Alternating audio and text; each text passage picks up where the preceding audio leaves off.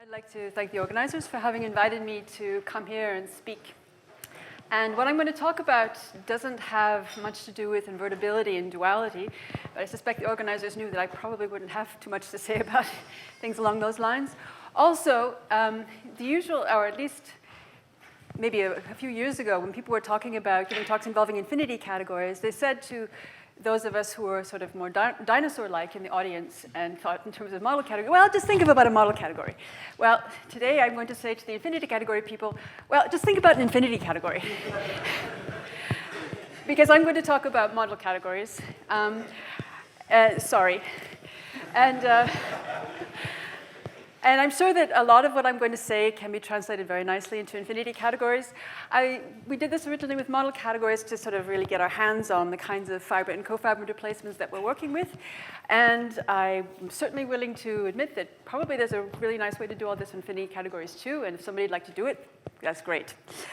So the project I'm going to talk about is one from the second Women in Topology workshop. As you can see, there's a long list of women co-authors on this project.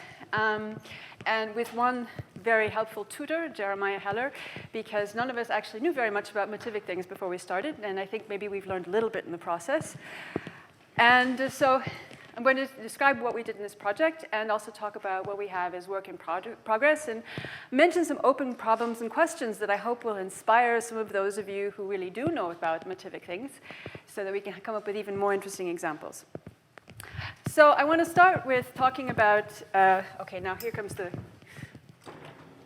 yes, all right. Let's start with the section 0, which is just going to be background. And the background is really work of John Rogness from about 10 years ago.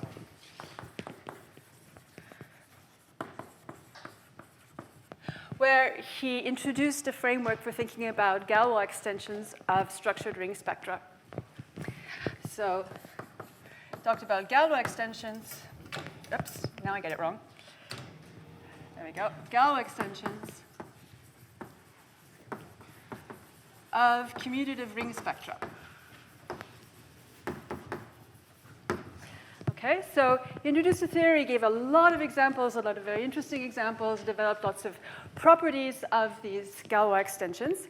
And what he was doing was generalizing homotopically work that was done back in the 60s and 70s by Knus and Oyen-Guran and by Chase, Harrison, and Rosenberg, for example. So the input to his theory was what he called stably dualizable. So I guess maybe dualizability does come up in this talk. Stabilizing groups G, so for example, a compact Lie group would be an example of a stably dualizable group, but it goes beyond that. And then thinking about the following thing, so we're looking at a map. So we're going to have A, which is a commutative ring spectrum, equipped with a trivial G action.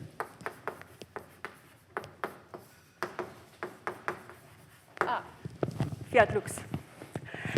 And then B, which is going to be a commutative ring spectrum with a not necessarily trivial G action.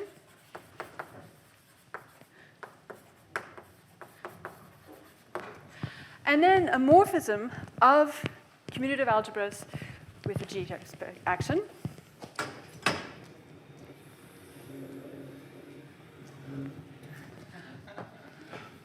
Clever, huh? And then phi. So we have our G action on B, trivial G action on A, which is going to be a morphism of G commutative algebras. So those are the sorts of objects that he's studying in this context. And then associated to any such morphism of G commutative algebras, we can define certain associated maps. So what are the associated maps in this context? Well, since the G action on A is trivial, there's going to be a map from A into the homotopy fixed points of the G action on B. So let's call that iota 5, for example, from A into the homotopy fixed points of the G action on B. Then there's going to be a second map that's called beta phi, which I like to call the Galois map, which goes from B smashed over A with B, so B is in A algebra, through via this map phi, and into the function spectrum from G plus, or the suspension spectrum of G plus, into B. So this is given by taking the transpose, or the adjoint, if you will, of a map from B smashed over A with B smashed G plus into B that comes by first using the G action on B. He's thinking of G as acting on the left, so you have to do a little switch to move the G past the B. You use the G action on B to get down here. Oops, this is an A. And then there's an induced map from the smash of B over A with B to B. Let's call it mu bar, which is induced by the multiplication on B, because we're looking at B as an A algebra. OK. So we have these associated maps. And what we do is say that phi is G Galois if I phi, B phi are weak equivalences, or if you prefer, isomorphisms in the homotopy category. So that's how John defined these extensions, and then developed a whole theory about these and developed a whole bunch of really nice examples as well. So let me just give you a few examples, the sort of easiest to access ones and the most famous ones. So there's an example 0. And there are some people in this room who have actually been students of mine at the EPFL who know that I love example 0. So example 0, in this case, is given by the following. So if we take any A, which is a commutative ring spectrum, we can look at the extension from A into the function spectrum from G plus into A. This is coming from collapsing everything in G down to a point. And that this map here is always going to be G Galois, as long as A is cofibrant. So one caveat here is that I'm not going to bother saying is cofibrant, is cofibrant, is cofibrant, because I know that bothers people who work with infinity categories. So we'll just, things are cofibrant when they have to be, and one can always arrange it to be so when necessary. So we're not going to focus on the wrong things, as somebody was saying to me the other day. So this is G Galois. Okay, so this is an example that always exists, the trivial Galois extension. Now, more interesting examples, well, we have the following. So suppose we're in a situation where we actually have commutative rings. So R and T are commutative rings. So this is now a map of commutative rings.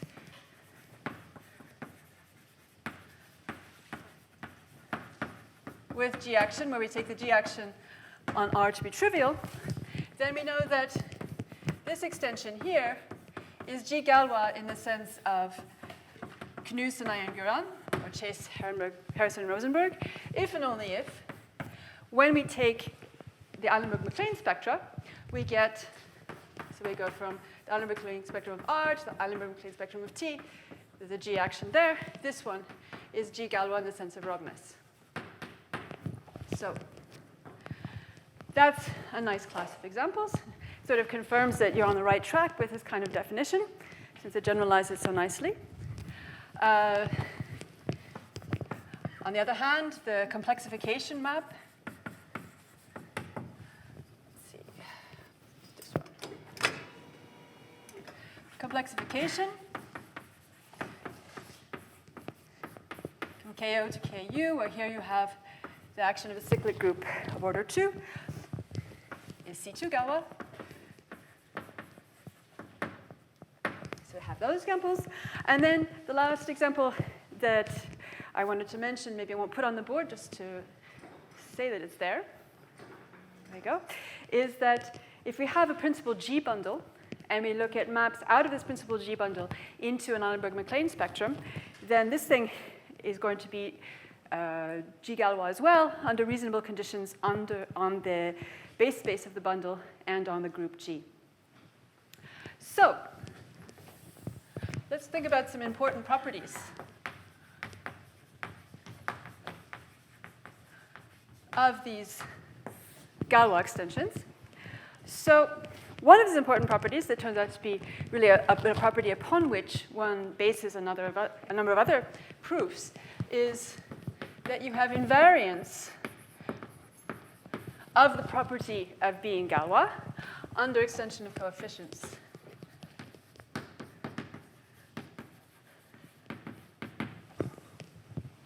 So that's one important property. Others are that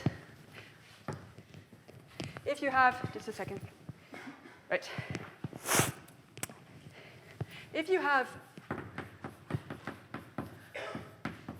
a setup like this that is G Galois,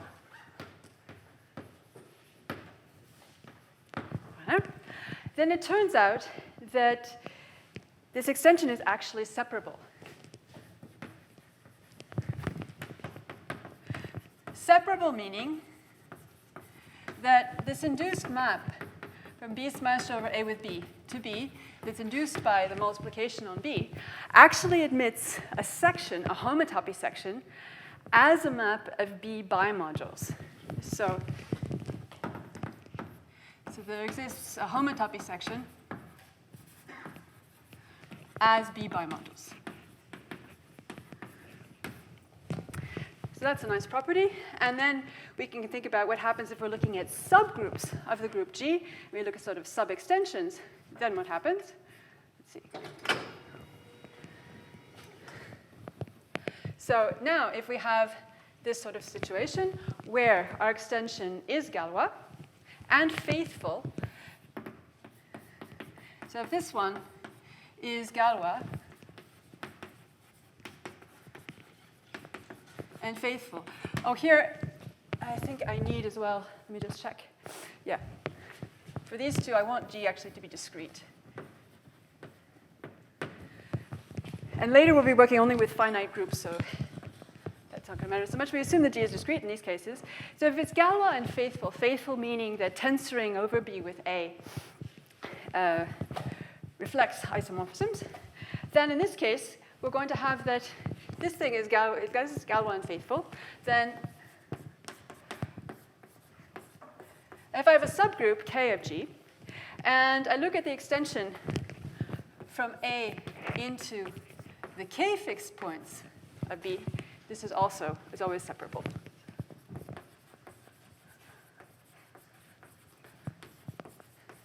So this fits with the relationship between Galois extensions and separability for commutative rings as well. And one remark in passing before I continue with the list of properties is the following. This remark, which is actually a really significant theorem in Ragnars's manuscript or memoir of the AMS, is that if you're not working locally,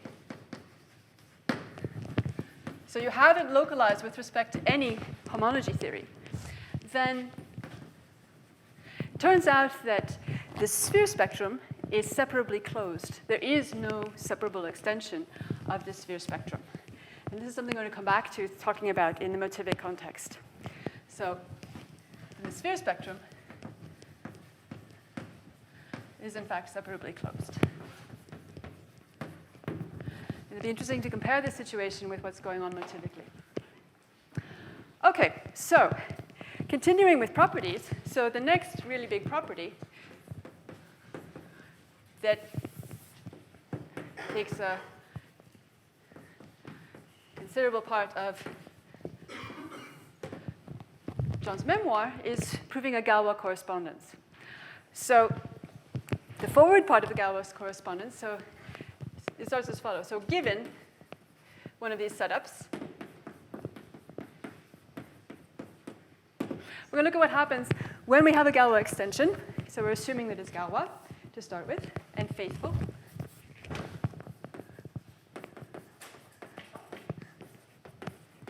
Faithful to Galois.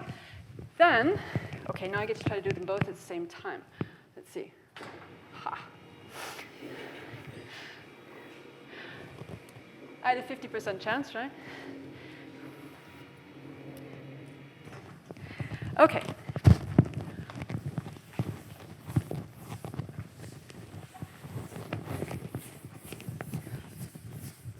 So, what we're going to talk about is thinking about subgroups of G, and when looking at subextensions determined by subgroups, and then thinking about subextensions and finding out when there is a subgroup which corresponds to that. So the forward Galois correspondence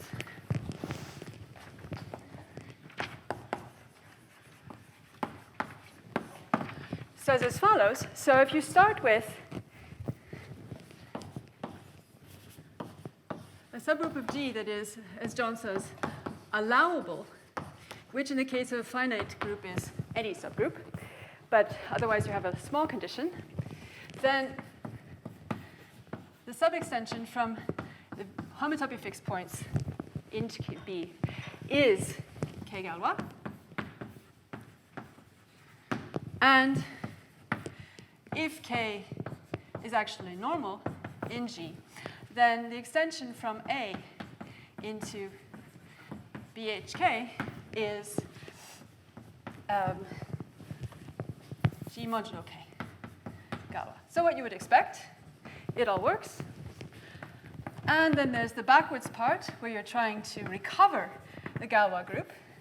So when you're trying to recover the Galois group, let's see, there we go.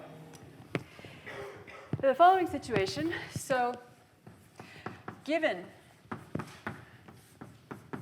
a subextension like this, such that, and now you need some separability conditions, as the previous properties mentioned. So in this case, if C is separable,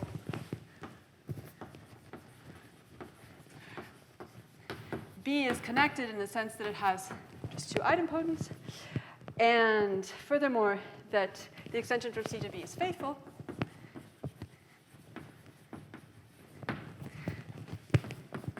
then it turns out that you can, by taking K to be pi 0 of the commutative algebra maps as A algebra maps from, sorry, not B to B, but over C, B to B, then you get that if this, then C is in fact given by homotopy fixed points of the addition of K on B. So we have a really nice Galois correspondence. So now this leads us to ask a few questions.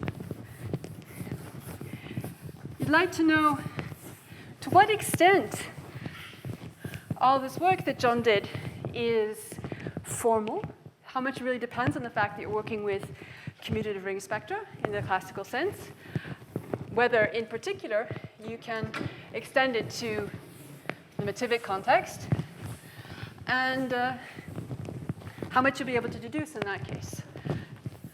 So the questions we asked ourselves were the following. So we'd like to know, let's see, I guess over here, new. So how formal is this? How much does it depend on the particular category you're working with? And how much extends to the Mathematik framework?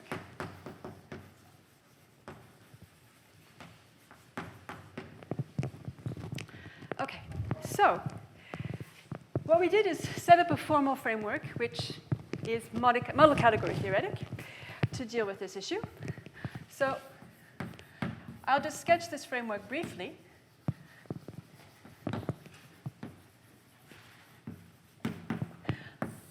It's a framework in which one can just do this sort of Galois theory.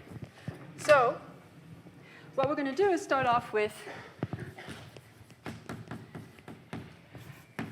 here we'll have a nice monoidal model category. So you can think simplicial sets, topological spaces, symmetric spectra, whatever.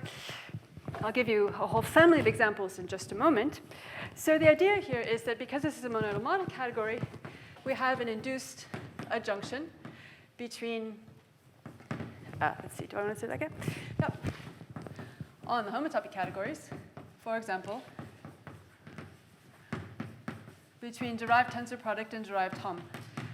And I really want to keep distinct when I'm working in the model category and when I'm working in the homotopy category, so I'm actually going to use this notation with derived tensor product and derived hom, just to be very clear.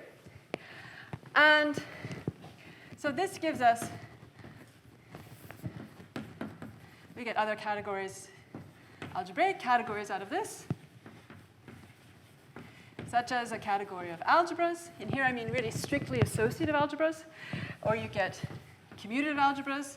And here I'm going to mean strictly commutative. I imagine that a fair amount of what I'm going to say actually extends to infinity algebras and so on, but at certain points, there are some constructions I'm not entirely sure how to do non-strictly, but maybe that's just me for the time being. We'll also think about modules over algebras like this, and etc. And one of the points we're going to is to try to get appropriately induced model structures in these situations. And also, we're going to want to work with some, since we're going to be talking about Galois theory, we're going to want to have something that plays the role of a group acting. But want to go beyond just having groups acting, because depending on what your model category is, there may be other interesting group-like objects in there. So we're going to start by thinking about, instead of having group G, we're going to have a bialgebra H. So it has a multiplication and a co-multiplication that are compatible. The co-multiplication is a map of algebras.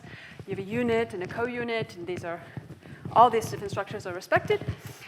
And often it's actually going to be, in fact, a Hopf algebra, meaning that it has an antipode, and that's where invertibility comes into my talk in a very tiny way, because we're actually going to have to be able to sort of invert elements in here. So you just take the usual diagrams you have for defining a Hopf algebra, and you put them in this category, this monodal model category. Why am I thinking about this as a generalization of groups? Why am I insisting on having a multiplication and a co-multiplication? Because when we're thinking about G actions and looking at categories of G objects, in order to define monodal structures on such categories, we are, not usually, always, implicitly using the fact that a group is not only a multiplicative object, it also has a co-multiplication, which is its diagonal. So when you're going beyond this and working in an arbitrary monodal model category, you have to make explicit the fact that you're using this co-multiplicative structure as well.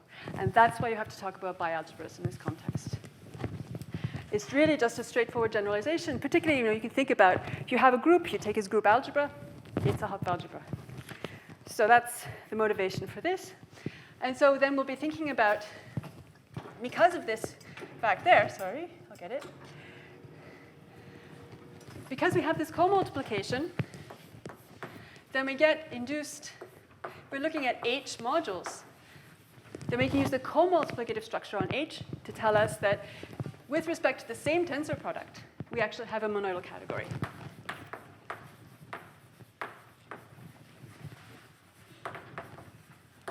So we're using that co-multiplication to show that a tensor product of two H modules, is still an H module. Okay, so, no. Switching hands is not going to, yes. Okay. There we go. There must be something that just is backwards about, I think it's backwards from the way one uses the scrolling on the computer. I think that's the problem. Okay. Anyway.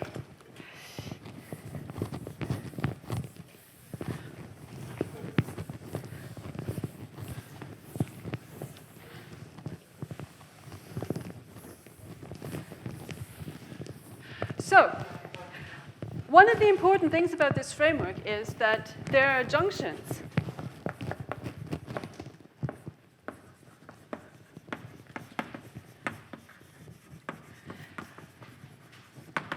If we want to talk about Galois things, we need to talk about homotopy fixed points. So we need some sort of a fixed point functor. fixed points is right adjoint to trivial G structure. So what you're doing is you want to have a junction, say, between your category M and your category of H modules. So here, you have a functor that gives you a trivial H structure. And you want it to have a right adjoint, which is going to be H fixed points, and a left adjoint, which is H orbits. And plus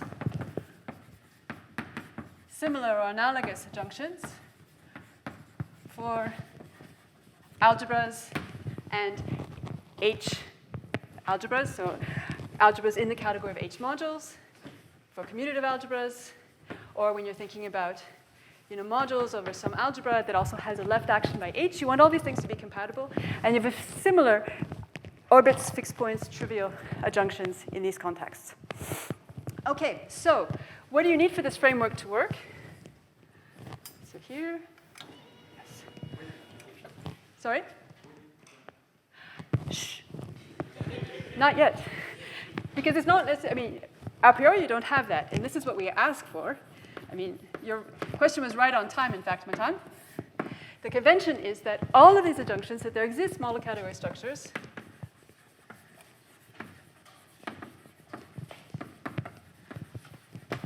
on all these categories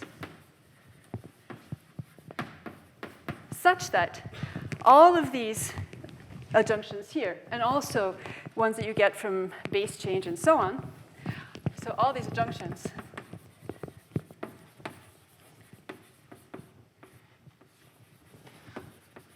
are equivalent. And you're not necessarily going to ask for always the same structure. In fact, it turns out that for this one to be equivalent pair, you're going to use a different model structure here than in order to have this one being equivalent pair. You're going to have to play with making different choices, but always having the same weak equivalences. Kind of a fun game. And so you get induced derived adjunctions. Nope.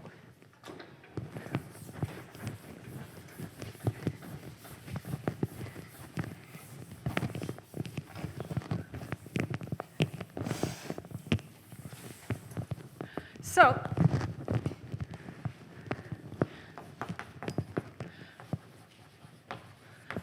derived adjunctions of the form homotopic category of M, homotopic category of left H modules, or left H algebras, or whatever, where you're going to have a homotopy orbits functor, a homotopically trivial functor, and a homotopy fixed points functor.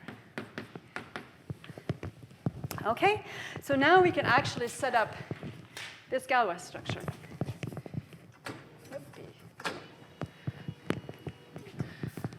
So, definition. And I teach all the time in French, so there's a little accent that shows up on definition. So we have what we call Galois data, where it's going to be just like in the previous case. We start with an algebra A and an algebra with an H action and a map phi from some model of these trivial structure on, not a model, we actually take the trivial thing, into B with its H action that is supposed to be a morphism of H algebras. So that's what we call Galois data.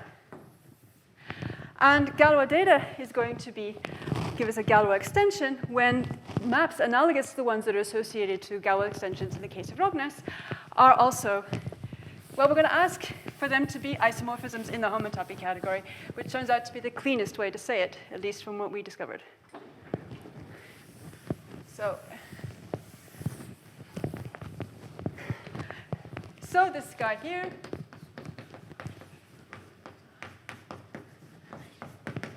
is H Galois, which looks like it could be Hopf Galois, but it isn't. And in the case where, well, you look at what's induced by phi on the homotopy fixed points. So again, this is going to give you a map from A into the homotopy fixed points on B. This is supposed to be an isomorphism. So we're in the homotopy category now. And we also have a B phi, which is going to go from the derived tensor product into the derived hom of H into B. It's transposed in the same manner that the previous one was. These are both isomorphisms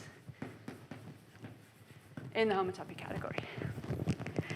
Okay, so being invariant under weak equivalences comes for free in that case, which is nice. And we have an example 0, always, in this framework.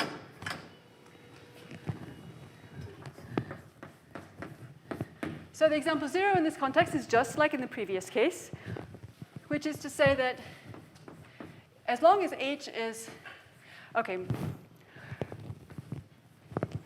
what do I want to say?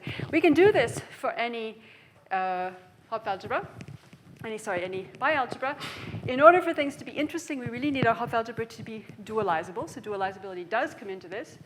And it actually turns out to be necessary for this example. So if H is a dualizable Hopf algebra, and A is any commutative algebra, then the induced map that you get from A into, do I want to use hom? Oh, yes. The hom of H into A, which is the obvious H action. This one is H Galois.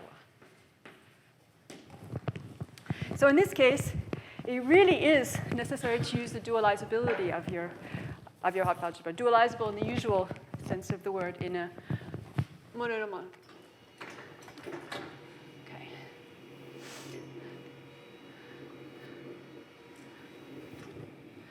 So setting up a framework like that is not very interesting if you don't have some examples.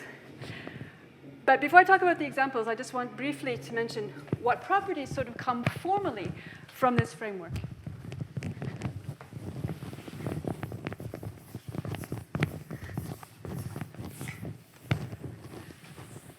So what properties do we get really for free here?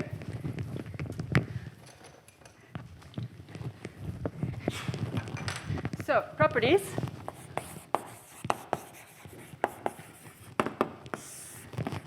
So we again get invariance under base change in the case where the algebras are commutative.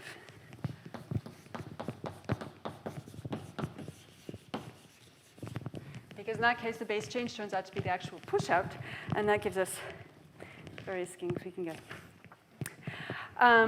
Also, we know, for example, that if we take a Galois extension, then the target is always going to be dualizable over the base, which is a very nice property.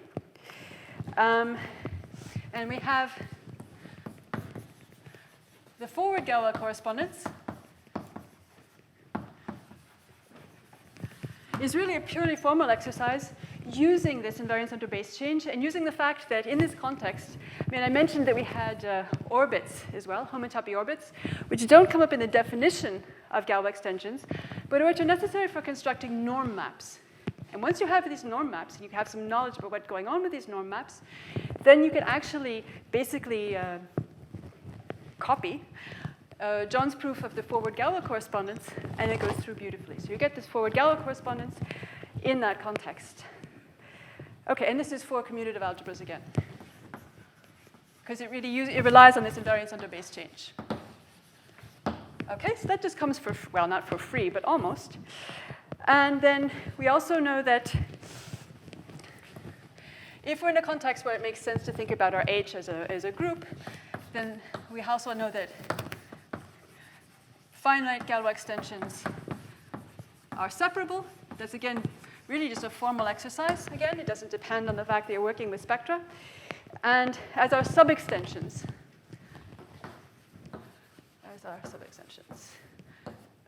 faithful sub-extensions. So all of this comes for free. Now, question mark, this is work in progress.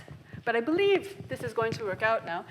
So 3 weeks ago, I gave a very similar talk at the Mittag-Leffler Institute, and I apologize to those who were there, who are hearing this again only 3 weeks later. And I said that I thought that the backward correspondence was not formal. But then after my talk, Nico said to me, you know, I think that this obstruction theory is probably more formal than you think. And I've looked at it a bit, and I think maybe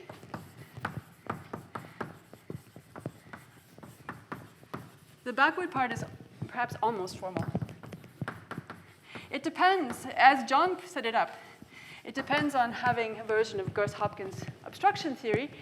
But I think that, and I know that Aaron has some very fancy version of Gauss-Hopkins obstruction theory for infinity categories, but I think that, in fact, in the context that I'm interested in anyway, when we're looking at things that are coming from somewhere underlying their simplicial presheaves, I think the backwards Galois correspondence is actually going to work out. But that's work in progress, so I'm not actually really going to claim that. OK. And all right, so we actually need some examples. Right. So there's a large class of examples for which this formal framework holds.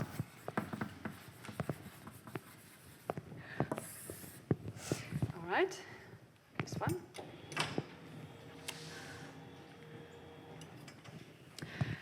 And of which motivic spaces and motivic spectra will be a particular case. So the class of examples that I have in mind is the following. So you take C, any category, and I'm looking at the category of simplicial presheaves on C.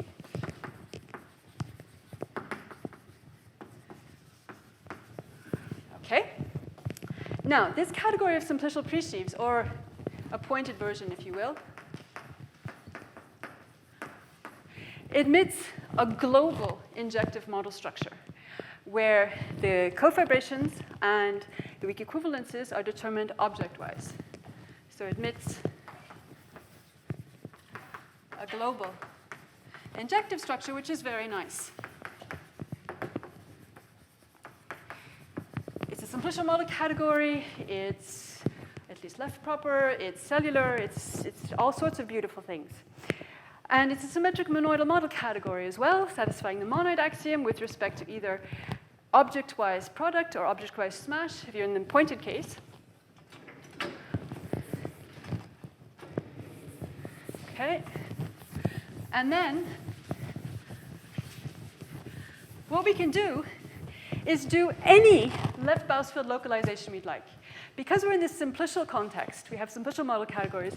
When we do left Bausfield localization, it's still a simplicial model category, which in turn implies that it's actually going to be a monoidal model category. And so we're in business. So what we're going to do is look at here be any left Bausfield localization of this category. So the example that's relevant for people who care about motivic homotopy theory is, of course, to take G to be, or C rather, to be some category of smooth schemes over a nice scheme S, and to take localization to be a two-stage process where you localize with respect to Misnevich covers.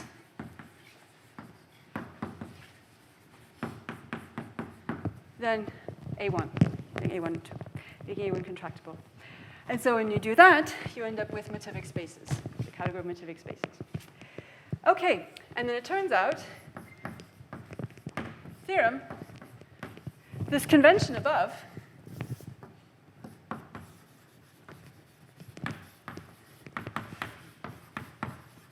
the convention holds in this context for any left Bausfield localization of this category, and for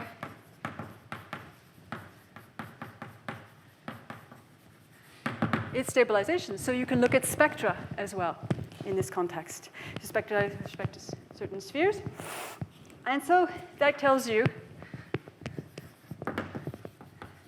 you can do Galois theory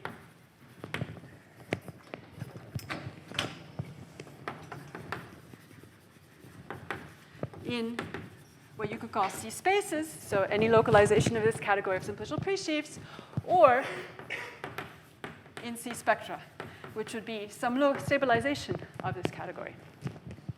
And if you think about what that gives in the particular case where C is a category of smooth schemes, then what you're getting is a way to do Galois theory for motivic spaces or motivic spectra, where you're thinking about this G action as sort of being on the outside. You're looking at G objects in the category of motivic spaces, or G objects in the category of motivic spectra, which is one perhaps naive way to think about doing equivariant, not just perhaps naive, way to think about doing equivariant motivic homotopy theory.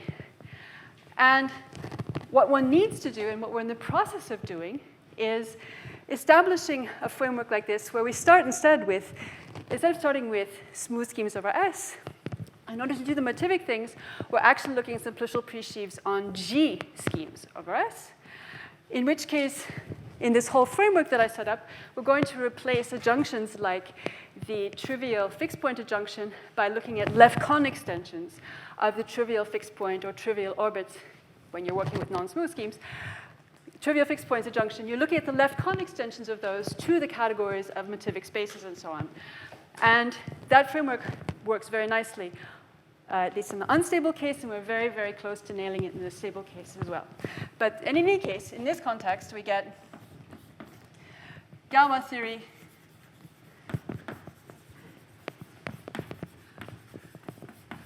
for motivic spaces on spectra with the G action, we'll call it on the outside. And we call it on the inside,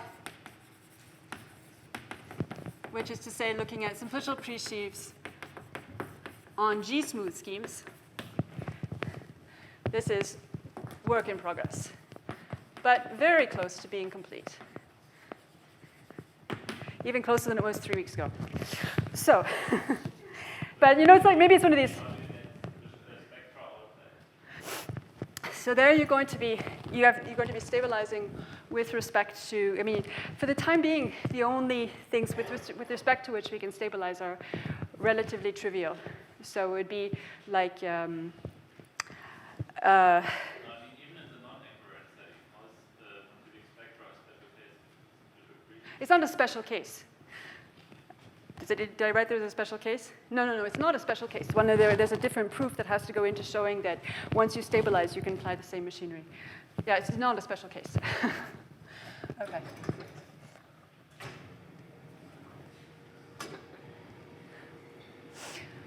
All right.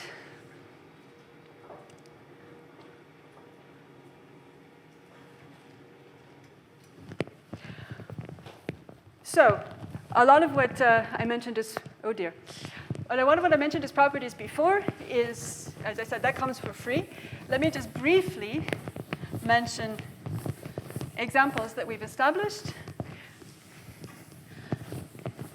which are analogous to the ones they had before. So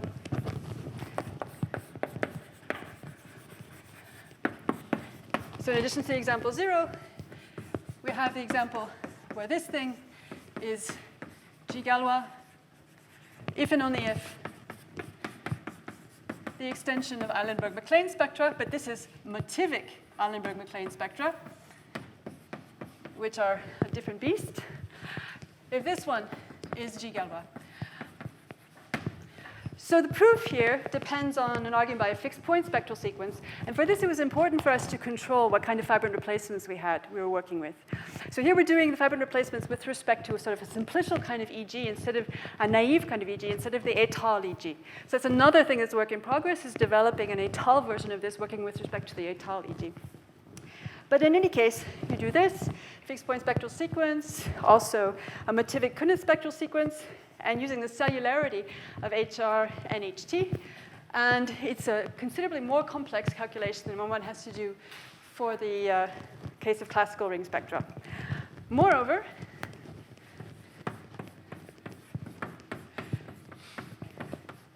the extension from KO or KQ to KGL is also a Galois extension.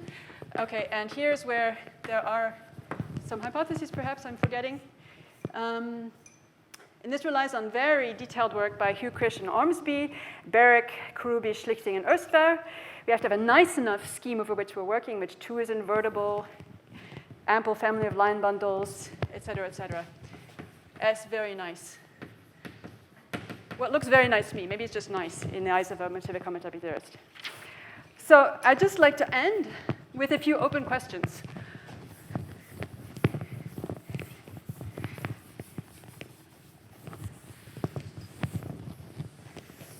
So, hoping to stimulate interest on the part of the Motivic homotopy theorists in the audience. So, previously, I had a backward Galois correspondence there, but I don't anymore. But is the Motivic sphere spectrum separably closed? Are there any separable finite extensions of the Motivic sphere spectrum? So after my talk at Mittag-Leffler, I think Mark Levine was thinking about this, and he started to think that maybe it wasn't separably closed, which would be really cool if you could find an example like that. It would mean a real big difference between the Motivic theory and the classical theory. Another one question I wanted to ask was, we have this realization functor from Motivic spectra to ordinary spectra. Is the realization of a Motivic Galois extension also Galois? I think the answer is yes, but I must admit I don't understand this realization functor well enough yet to be sure about that. But it'd be nice to know if the answer was yes. Also, what happens? I mean, here I was just talking sort of globally, looking at global structures. What happens when you choose appropriate localizations with respect to certain Motivic cohomology theories or homology theories?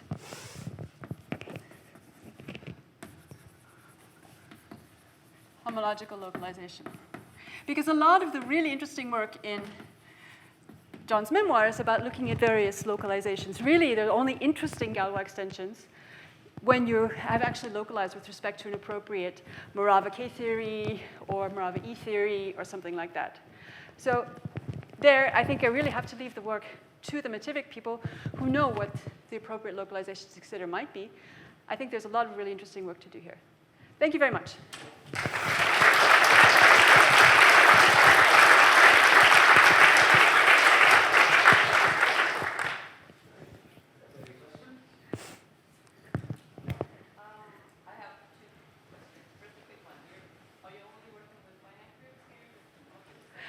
So in the Motivic setting so far, we're only working with finite groups, yes. But I don't think that that is an essential limitation.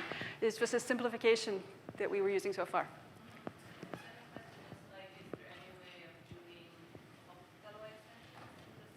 Absolutely, absolutely. That's also work in progress. We're going to, but it's, yeah, absolutely.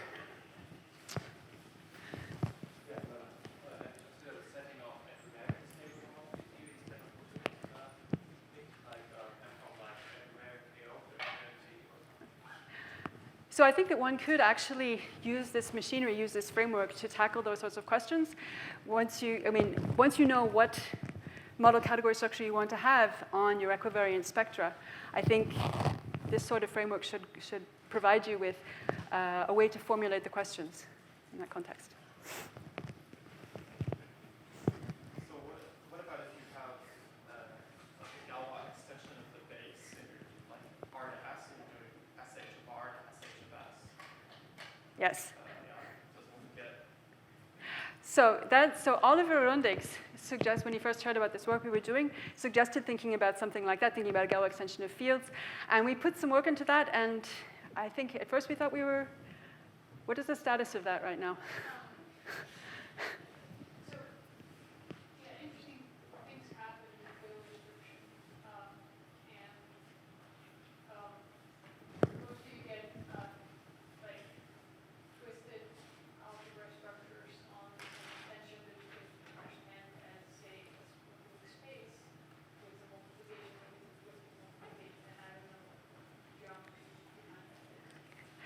So it's actually a complicated and interesting question.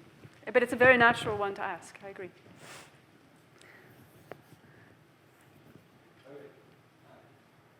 you mentioned, and this applies to one version of homotopical algebraic geometry. Have you tried applying this to grand algebraic geometry? No. No, I haven't.